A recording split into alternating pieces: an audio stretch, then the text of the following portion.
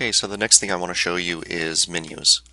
So if you go down to Appearance and then Menus, you'll find the following.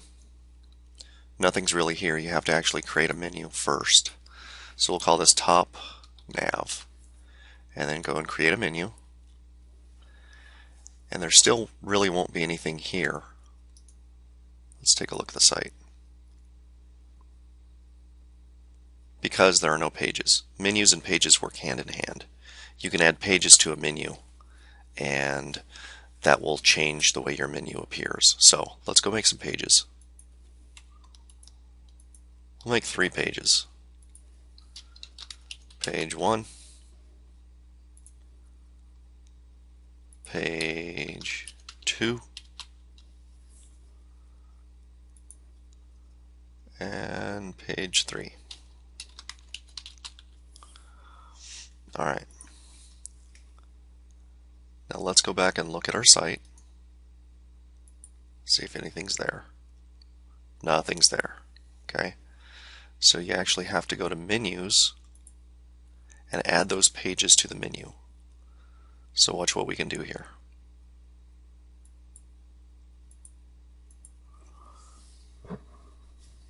Okay.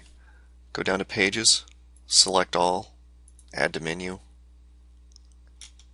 and save the menu. Go back to your site, and what do you see? You see your 3 pages there, right? Okay. Go back to the menu, and you can actually rearrange these so that they're in order. You can even do this so that page 2 is a sub-page of page 1. Let's go see how that looks.